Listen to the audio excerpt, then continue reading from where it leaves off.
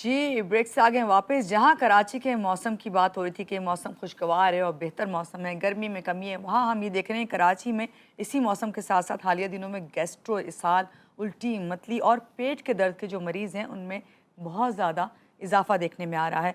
शहर के मुख्तलिफ जो हॉस्पिटल्स हैं, वहाँ इमरजेंसी वार्ड्स में रोज़ाना बड़ी तादाद में मरीज़ जो हैं, इसी तरह के सिम्पटम्स लेकर आते हैं।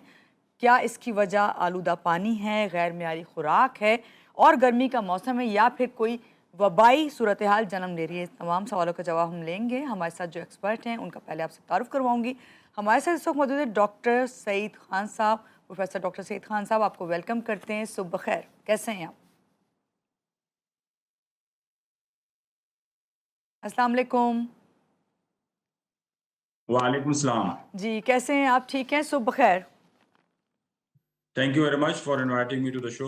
अल्हम्दुलिल्लाह मैं बिल्कुल खैरियत से हूँ बहुत एंड वेरी शुक्रिया गुड मॉर्निंग टू यू। कि आपने ज्वाइन किया। ये बताइए, जो मैं कराची के बारे में बता रही हूँ, गैस्ट्रो हो गया, इसहाल हो गया, इसके जो केसेस हैं, अचानक इसमें इजाफा हुआ है, इसकी क्या वजूहात हैं? जी महानूर, बहुत-बहुत शुक्रिया आपने प्रोग्राम में इनवाइट किया। कराची मेरा ख़्याल में 3 करोड़ से ज़्यादा आबादी का शहर है, तो यहाँ मसाइल भी बहुत है, वसाइल भी बहुत हैं। तो गर्मियों में यूजुअली ये होता है कि जो पेट की बीमारी है वो बढ़ जाती है। उसकी मेन वजह ये है कि जो बैक्टीरियल ग्रोथ है वो जी। आइडियल होती है। चाहे वो खाना बाहर रह जाए, गल सड़ जाए, फल गल सड़ जाएँ, तो प्रोबेबिलिटी बढ़ जाती है। और लोग क्योंकि हमारे यहाँ बहुत ज़्यादा इतना अवेयर नहीं है, स्पेशली पानी जो है वो मेन सोर्स होता है जी। पेट की बीमारियों का। तो आलूदा पानी का इस्तेमाल बहुत ज़्यादा है कराची में। अगर आप देखें तो जो सीवरेज वाटर है वो ड्रिंकिंग वाटर, जिसको यूजुअली ड्रिंकिंग वाटर नहीं कहना चाहिए, लेकिन जो साफ पानी, जो सो कॉल्ड साफ पानी के साथ मिक्स हो जाता है, जी। तो वो बहुत बड़ा सोर्स है हमारे यहाँ बैक्टीरियल इन्फेक्शन का। और इसी वजह से हमारे यहाँ ये जो पेट की बीमारियाँ वो गर्मियों में बढ़ जाती हैं।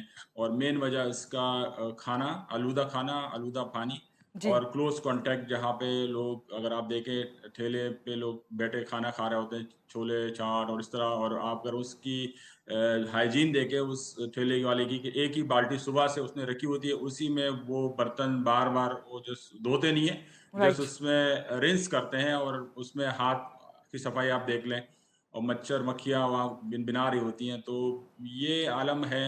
तो इसमें बीमारियाँ नहीं होंगी तो और क्या होगा, हम यही कह सकते हैं। बिल्कुल और सही। इस्लाम में यही कि सफाई निस्फ़ ईमान है, तो हुँ। निस्फ़ ईमान को अगर हम उसका ख़्याल नहीं रखेंगे, तो बीमारियाँ यकीनन जो है, ये तो जर्म्स है, जरासीम है, ये जहाँ भी होंगे, अगर जिस्म में दाखिल होंगे, जी। तो वही बीमारियाँ कॉज़, इस तरह टाइफाइड है, इसका जो वजह है वो एक बैक्टीरिया है, इसके अंदर साल्मोनेला टाइफी। तो वो हमारे जिस्म में दाखिल होगा किसी तरीके से भी, तो वो बीमारी कॉज़ होगी। इस तरह वायरस है, रोटा वायरस, वो भी पेट की बीमारी कॉज़ करता है, वो गंदगी से फैलता है, तो वो बिल्कुल। गंदगी हमारे जिस्म में किसी भी तरीके से दाखिल हो जाएगी, तो वो बीमारी कॉज़ होगी। ये कहते हैं प्रिवेंटेबल डिज़ीज़ है, आराम से जी। ये बीमारियाँ प्रिवेंट हो सकती हैं अगर हम सफाई का ख़ास ख़्याल रखें। और इसमें आसान चीज़ यही है, 3 चीज़ें बहुत इम्पोर्टेंट है कि हम हाथ वॉश करके हर वक़्त साफ हाथ के साथ रहें, क्योंकि हाथ जी। बहुत अहम उज़्व है हमारे जिस्म का।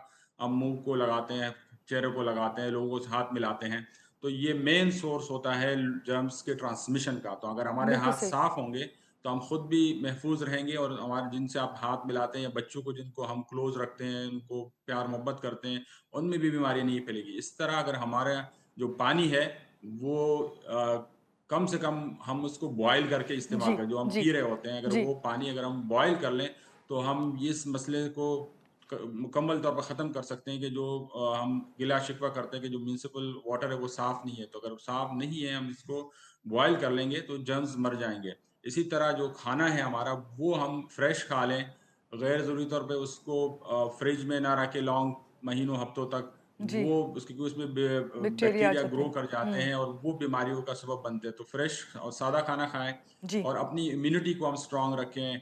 फ्रेश जूस पी लें, फ्रूट्स ले लें। तो अगर हम बीमारियों की तदारुक करना चाहते हैं, तो एक तो हमें तहफ़्फ़ुज़, जिसको हम प्रिवेंशन कहते हैं, और दूसरा अपनी इम्यूनिटी को स्ट्रॉन्ग रखें, तो हम बीमारियों से महफूज रह सकते हैं। जी, और साहब इतने अच्छे तरीके से आपने बताया और हम लोगों को तो प्रैक्टिस में आ जाना चाहिए ना, हम कोविड से गुज़र के गए हैं, हम इस चीज़ को समझ जाना चाहिए कि सफाई सबसे पहले ज़रूरी है और आपने एहतियात भी यही बताई है मेन। ये बताइए क्या ये सिर्फ़ इस वक़्त जो है आप समझते हैं जिस तरह आपने बताई ये रीज़न कि मेन रीज़न तो यही है कि अच्छी तरह साफ़-सुथरी चीज़ें ना खाना और खाना जो है काफ़ी दिन रखा रहता है आपका फ्रिज में फिर उसको इस्तेमाल करना। ये बताइए जिस तरह मरीज़ रोज़ाना की तादाद में आ रहे हैं, क्या ऐसा तो नहीं कोई ख़दशा, कोई वबाई अमराज़ तो नहीं फैलने का ख़दशा? वबाई अमराज ऐसे ही होते हैं क्योंकि करंटली ईद अभी गुजरी है हमारे, बकरा ईद, हुँ, और उसके बाद काफ़ी जो है गंदगी आसपास रही है। फिर लोगों ने फ्रिजों में गोश्त भर भर के रख लिया। अब आई डोंट नो कि वो किस हाइजीन कंडीशन में था, कि साफ करके स्टोर किया नहीं किया।